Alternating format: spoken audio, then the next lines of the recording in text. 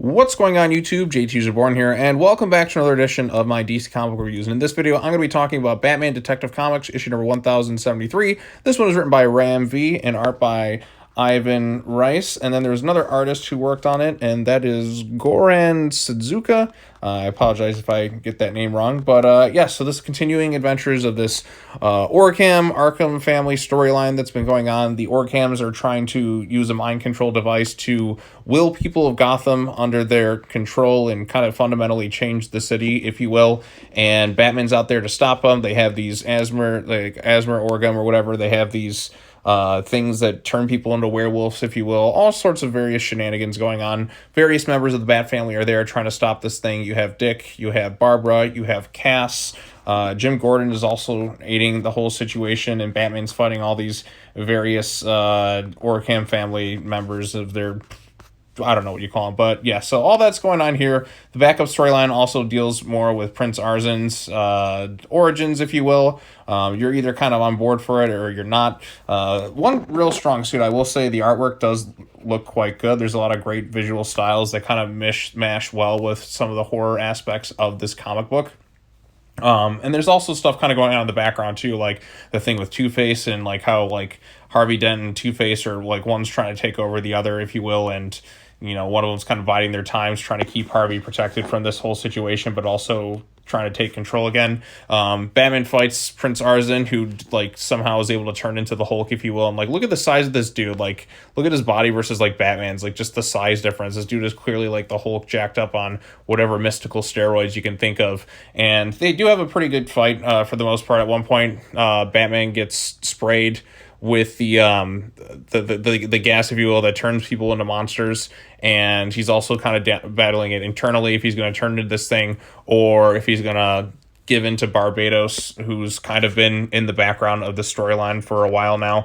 There's some great looking artwork here. I mean, just look at this thing. The Azmer is there, and just look at the style. I think the artwork is really the selling point of this particular comic book, because now that things are starting, and also one nitpick I have is now that things are actually picking up the pace a little bit, it kind of sucks that we're jumping right into this 2-month Night Terrors event.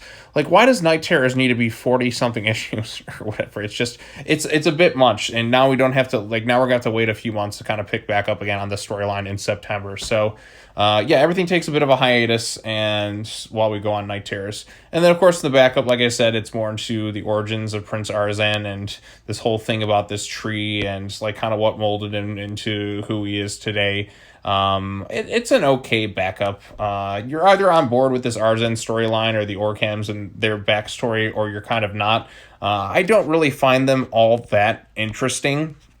From what I've read so far, there's just, I mean, maybe you're into it, maybe you're not, but like, as for me, I'm just not really as invested in them as villains so much. Like, they have some interesting things they do with the whole like Arzen's or Azmer stuff that turns people into like werewolves, and that's kind of cool. And there's some great looking artwork.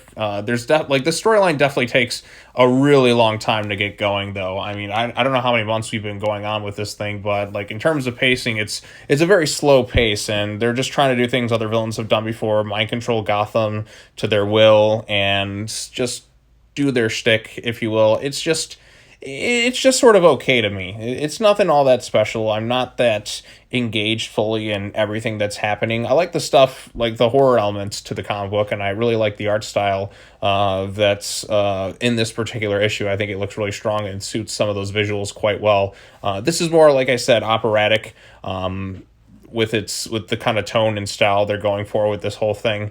You're just kind of, like I said, you're either on board with it or you're not. I don't think everyone's going to get behind this particular Batman story, but I think there's some people who might find it because does feel a little bit different.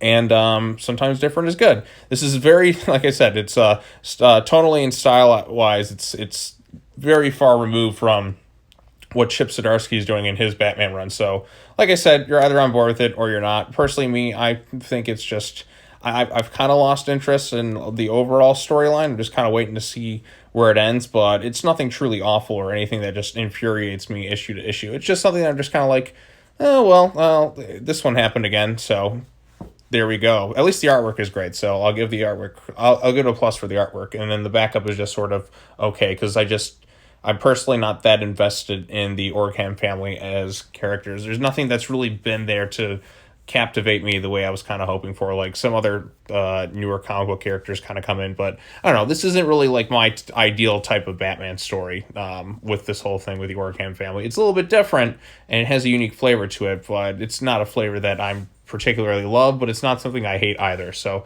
there you go. Those are my quick thoughts on this thing. Just want to get this video out here. I kind of forgot to post it last week. And just kept pushing it back. And I'm like, wait a minute, new comic book week day is coming up tomorrow. So yeah, new comic book day tomorrow is going to start the insanely long 2-month trend of night terrors. And that, my friends, is going to be a really exhausting event. It's going to be a lot of comic book issues. But luckily, tomorrow's the 4th of July, and I can get a lot of this stuff off. I have the day off. And so I'm looking forward to just, start covering all these different comic books. And I hope everyone has a great 4th of July. Look forward to all the crazy stuff that's coming out this week. And I will see you all in the next video. Peace out.